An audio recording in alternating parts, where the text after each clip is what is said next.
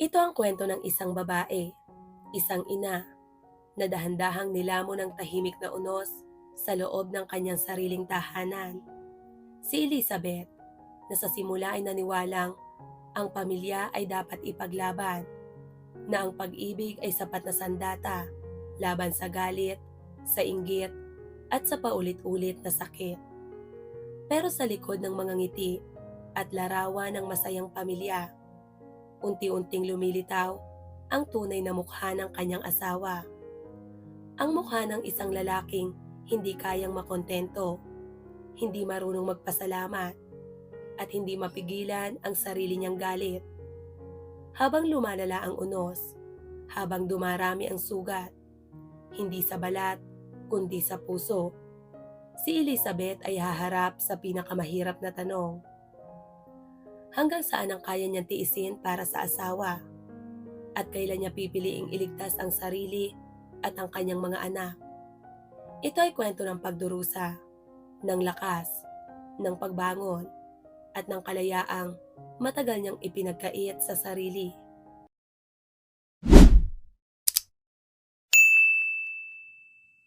Naglalakad si Elizabeth sa isang perpektong patag na bangketa.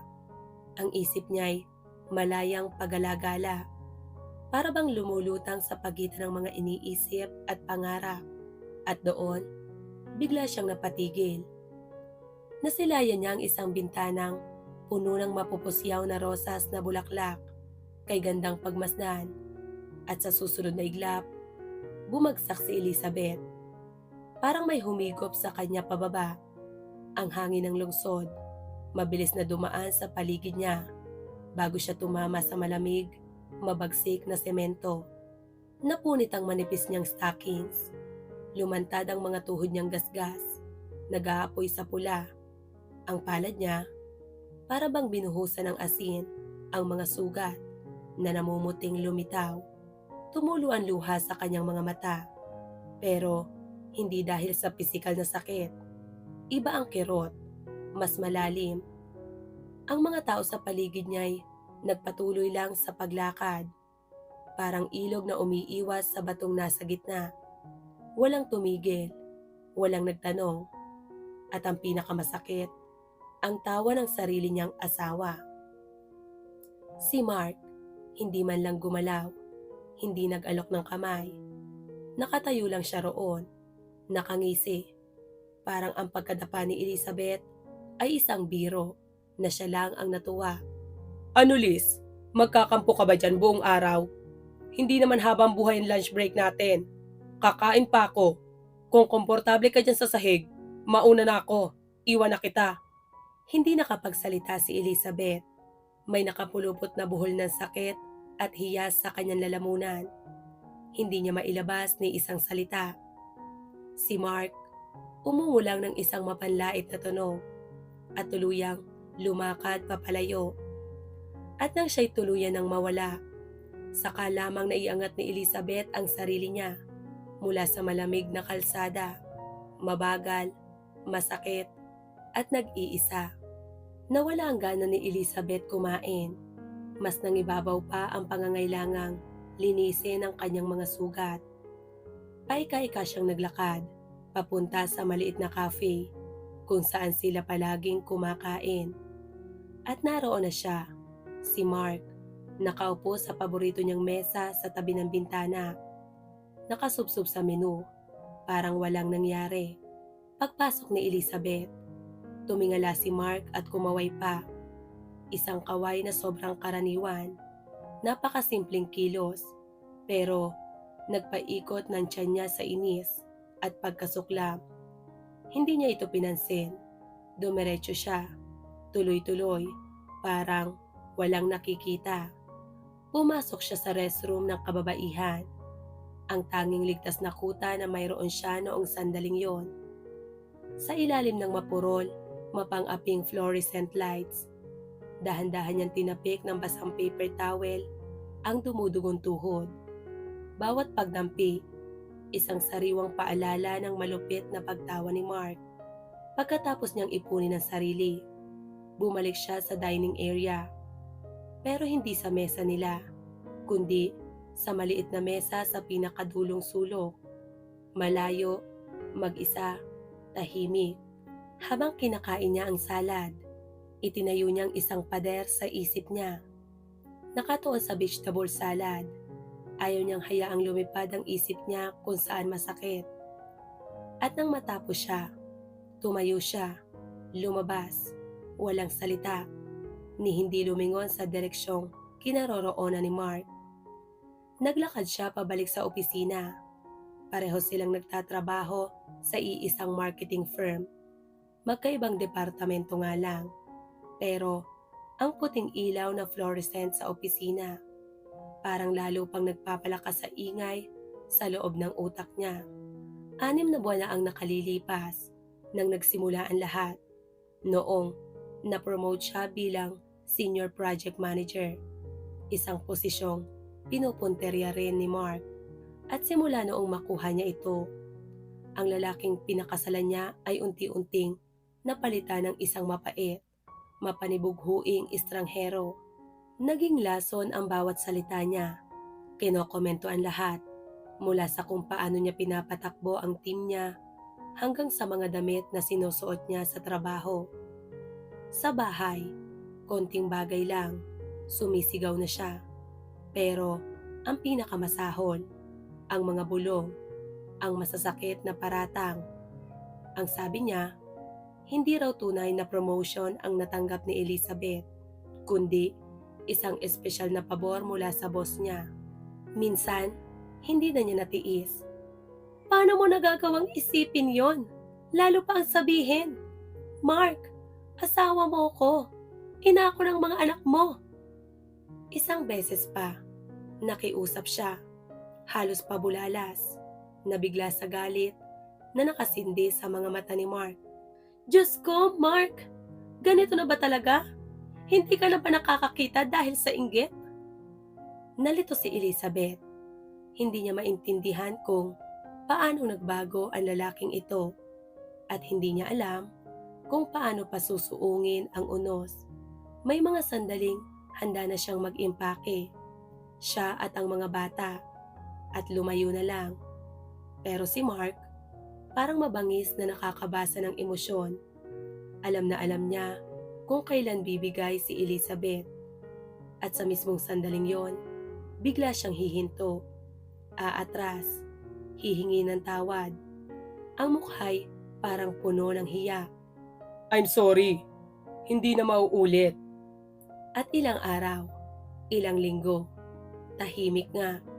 Pero kapag may direktor na pumuri kay Elizabeth sa isang email ng buong kumpanya, magsisimula na naman ang paulit-ulit na siklo. Sa tenga ni Elizabeth, naririnig pa rin niya ang payo ng ina. Pabiro, pero puno ng pag-asa. Hindi pagkakaunawaan lang yan, nak. Dadaan din. Magpasensya ka muna. Halos maramdaman niya ang kamay ng ina. Isang haplos na gustong magpagaan ng bigat na hindi naman ito ganap na nauunawaan. Hindi pagkakaunawaan, ma? O galit lang siya dahil mas mataas ang sahod ko kaysa sa kanya ngayon? Noong naka-maternity leave ako, siya ang nag-iisang provider at ayos lang naman kami noon. Anak, nangyayari yan. Hindi mo basta-basta itinatapon ang isang magandang relasyon dahil lang sa hindi pagkakaunawaan. Magandang relasyon? Nakatitig si Elizabeth sa monitor ng kanyang computer. Walang nakikita, walang kulay. Nakabitin ang tanong sa paligid niya. Ito ba yon? Mabuti ba talaga ito? Ang tapat na sagot, unti-unti nang lumilitaw sa puso niya. Hindi ito naging totoo o mabuti. Maliban siguro sa unang taon. Noong bagong graduate pa sila, 2 kabataang nangangapa habang nagsisimula sa mundo ng pagtanda. Noong bagong kasal pa sila, nakatira sila sa isang maliit na inuupahang apartment. Siksikan, halos walang espasyo, pero puno ng mga pangarap na mas malaki pa sa kanila. Mga pangarap na parang lihim nilang dalawa. Sila lang ang nakakaalam. At si Mark noon, Ibang-iba, masaya, puno ng pag-asa. Isang lalaking naniniwala sa kabutihan ng mundo at sa lugar nilang dalawa sa mundong iyon. Pero nang mabuntis si Elizabeth kay Sarah, nagbago ang takbo ng buhay. Naging mahirap ang lahat. Inilubog ni Mark ang sarili niya sa trabaho. Parang may apoy sa likuran niya. Laging nagmamadali, laging may hinahabol para lang maibigay ang pangangailangan ng pamilya. At dahil sa walang katapusang oras, walang humpay na stress at bigat ng responsibilidad, unti-unting nagbago ang dating magaan niyang pagkatao. Parang nagiging mapakla ang dati niyang kabaitan. Si Elizabeth naman, ginawa ang lahat para hindi siya dagdagan pa ng problema. Inako ang lahat, ang sanggol, ang pagluluto, ang paglilinis, ang buong mundo ng bahay. At sa gabi, gumagawa pa siya ng freelance work. Nagsusulat ng term papers para sa mga college students habang tulog na ang kanilang anak. Naalala niya noon, lumipat pa siya sa ibang kwarto kasama ang sanggol para lang makatulog ng mahimbing si Mark.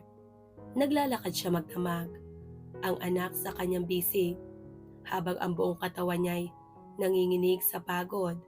Lahat iyon para lang makapagpahinga ang asawa niya.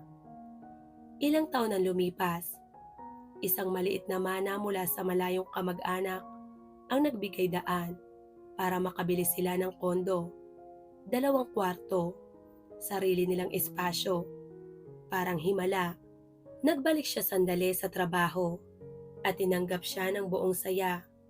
Muntik pang maluha ang dating boss niya nang umalis siya ulit 1 taon pagkatapos para sa ikalawang maternity leave. Isang gabi, sinabi niya kay Mark habang nag-i-scroll sa job postings, "Mark, may opening sa dati kong company. Perfect para sa'yo at mas mataas ang sweldo kaysa sa trabaho mo ngayon." Sa gulat niya, nakinig si Mark at nakuha pa ang posisyon. At muli, nagkaroon sila ng pangalawang anak, si Emily, at muling nilamon si Elizabeth ng mundo ng pagiging ina at paghawak sa kabuuang buhay sa loob ng bahay. Sa pagkakataong ito, hindi na sila kapos sa pera. Pero si Mark, nanatili siyang isang lalaking hindi kailanman nasisiyahan. At ngayon, may bago na naman siyang pinagbubuntungan.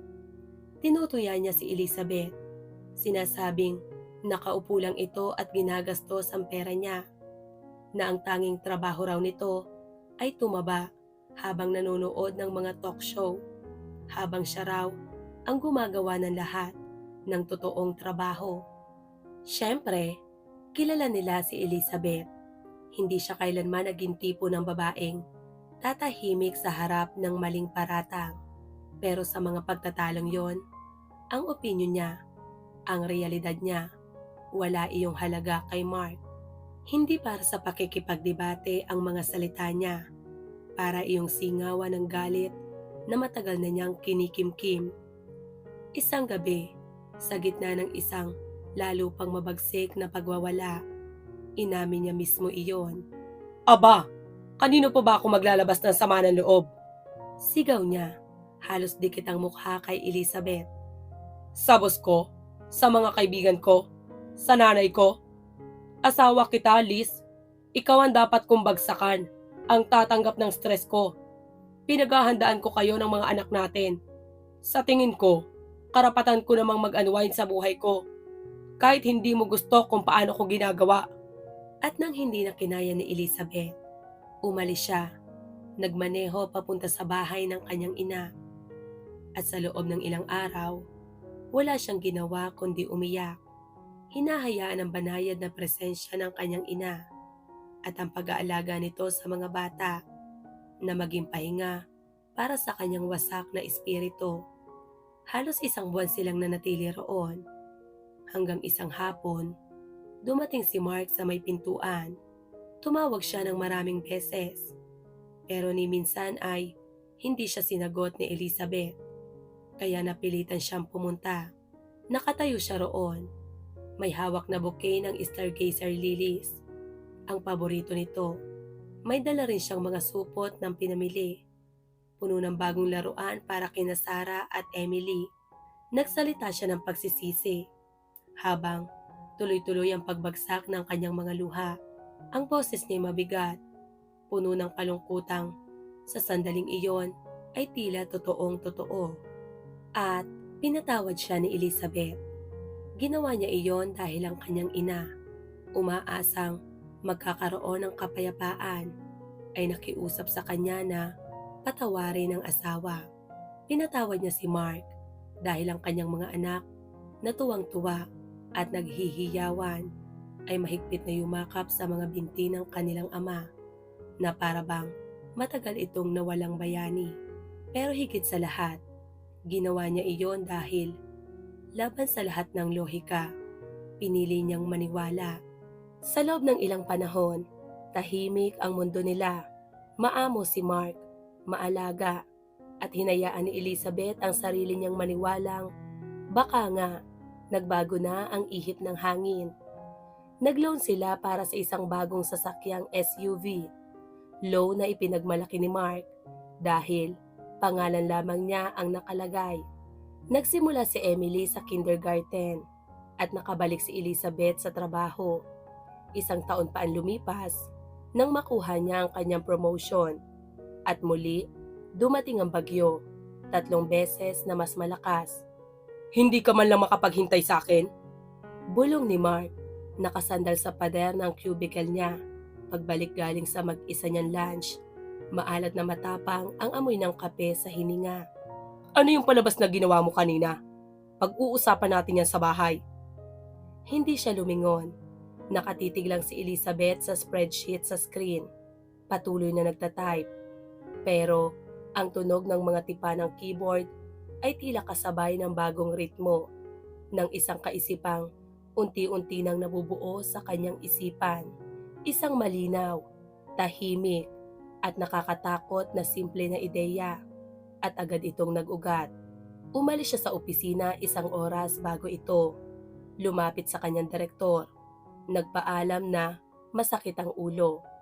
At agad namang sinuklian ang pag-aalala at pag-unawa. Alam niyang magwawala si Mark. Pero habang naglalakad siya palabas sa ilalim ng hapon na araw, may kakaibang pakiramdam na bumalot sa kanya. Isang malalim na pagkawalay at napagtanto niyang wala na siyang pakialam. Dumating si Mark ng mas gabi kaysa dati. Malakas ang bagsak ng kanyang mga susi sa mesa. Marahas siyang naglakad papasok sa sala kung saan nakaupo si Elizabeth. Ang mukha nitong parang ulap bago kumulog. "Paano ko dapat intindihin yon, Liz?" Galit niyang sigaw. "Naghihintay ako sa'yo sa may elevators na parang tanga. Tapos, sabi ng security, nakaalis ka na. Ang hirap ba talagang mag-text?" Tumingala si Elizabeth mula sa binabasa niyang libro. "Masama ang pakiramdam ko, kaya umalis ako ng maaga." Mahinahon niyang sagot. "O sa opinion mo, dapat tiniis ko ang migraine para lang sa kaginhawahan mo?" May kung anong pagbabago sa tono niya. Isang kawalan ng takot na hindi sanay si Mark. Tinitigan niya si Elizabeth. Hinahanap sa mukha nito ang mga dati nitong senyales ng pagkabalisa. Ngunit wala siyang nakita at huminto ang daloy ng galit niya. "Oh, sige na," sabi niya, mas mahina na. "Nakahanda na ba ang hapunan? Gutom na ako. Sigurado akong pati mga bata." "Nasa bahay sila ng mama ko ngayong gabi," sagot ni Elizabeth. Isinara ang libro. "At wala akong nilutong hapunan. Hindi ako nagluto." At doon siya, tuluyang nabasag. Umungol si Mark. Isang mabangis, umaalingaw-ngaw na sigaw sa loob ng maliit na espasyo. Iwinasiwas niya ang mga braso. Sinipa ang isang upuan na malakas ang kalabog. At winalis pababa ang mga unan mula sa sofa. Bumagsak ang mga iyon sa sahig na parang mga ibong naputulan ng pakpak. Pinanood ni Elizabeth ang buong pagwawala na may kakaibang, nakakatakot na kalamnan ng loob. At nang hingal na si Mark, naupos ang galit at ang katahimikan ay kumapit sa paligid. Doon siya nagsalita. Maghiwalay na tayo. Liz, nasisiraan ka ba ng bait? Maghiwalay? May mga anak tayo, may kondo, may binabayarang sasakyan. Naisip mo ba ito ng mabuti? May bahagyang mapait na ngiti na gumuhit sa labi ni Elizabeth. Magiging okay ang mga bata. Sa totoo lang, mas magiging mabuti sila. Makakahinga sila mula sa sigaw mo. Ang kondo, jointly owned natin, kaya paghahatian. At yung car loan na ipinagmamalaki mo, nasa pangalan mo lang, kaya wag mo akong idamay. Nang pulahin ang mukha niya at kumislot ang ugat sa noo, yumuko siya at nagsalita ng paangil. Pag-isipan mo to ng mabuti. Sino sa tingin mo ang gugustuhin ka? Wasak kang babae na may 2 anak. Huwag kang babalik sa akin pagkalipas ng 6 na buwan dahil hindi na kita tatanggapin. Uminom si Elizabeth ng huling lagok ng malamig niyang tsaa at tumayo. Kailangan ako ng mga anak ko. Wika niya, malinaw, matatag. At kailangan ko ang sarili ko, yung malusog, kalmado, buo. At kasama ka? Hindi yun posible. Lason ka sa sarili mong inggit. Hindi ka na nakakakita ng diretsyo. Nangako kang magbabago, pero lalo ka lang lumala. Hindi ko na kayang tirahan ang buhay na to. Hindi ko hahayaan na may makuha ka sa kondo. Aalis kang wala. Hindi ikaw ang magdedesisyon. Kalma niyang tugon habang naglalakad papunta sa pinto. At alam mo, sa tingin ko, isang recording lang ng isa sa mga pagwawala mo ay sapat na para pumabor sa akin ng korte. At may isa akong ganon. Iniwan niya si Mark doon, nakangangang parang nalunod sa sariling salita. Hindi makapaniwalang may barahang hindi niya kontrolado. Mula roon, nagmaneho si Elizabeth papunta sa bahay ng ina niya. At mula roon, nakahanap siya ng maliit na inuupahan. Isang lugar na binabayaran ng parehong sweldo na matagal nang kinaiinggitan ni Mark. Inayos niyang mag-work from home. Ayaw niya itong makita hanggang matapos ang annulment. Araw-araw siyang tinatawagan ng kanyang ina para maghatid ng balita. Asahan na, dumating si Mark sa bahay. May dalang bulaklak at isang rehearsed na paghingi ng tawad. Pero nang makita niyang wala roon ang asawa at mga anak niya, pumutok ang galit, nagsisigaw, habang ang kapitbahay ay sumisilip hanggang sa mapuno ang ina ni Elizabeth. Tinawagan niya ang pulisya at inihatid si Mark palayo. May kasamang multa para sa paglabag sa kapayapaan. Nag-hire si Mark ng abogado. Determinado siyang tuparin ang lahat ng pagbabanta niya. Pero handang-handa sina Elizabeth at ang kanyang ina. Sa korte, iniharap nila hindi lamang ang nakakakilabot na audio recording ng kanyang pang-aabuso, kundi pati ang security camera footage mula sa bahay ng ina ni Elizabeth. Kuhang-kuha kung paano sila tinakot at sinigawan ni Mark. At mabilis ang naging hatol. Naiwan ang mga bata sa pangangalaga ng kanilang ina. Inatasan ng korte na ipagbili ang kondo at pantay na hahatiin ang makukuhang pera. Si Mark, napunta sa kanya ang kanyang kotse kasama ang mabigat na payment at ang isa pang dagdag na pasan, isang court-ordered child support na obligado niyang bayaran buwan-buwan. Si Elizabeth, tulad ng libu-libong ibang babae, ay sinubukang bumalik sa agos ng dati niyang buhay. Ngunit natuklasan niyang naging nakakalaso na ang ilog na yon at ang higop ng kailaliman ay handang-handang ilubog siya ng tuluyan. Ngayon, nakatayo siya sa isang bagong pangpang. Hawak ang mga kamay ng kanyang mga anak. Ramdam niya ang init ng araw sa kanyang mukha. Hindi niya alam kung ano ang naghihintay sa mga tubig sa unahan. Pero sa unang pagkakataon, sa napakatagal ng panahon, alam niyang malinis ang tubig at malaya na siyang lumangoy. Ito ang kwento ni Elizabeth.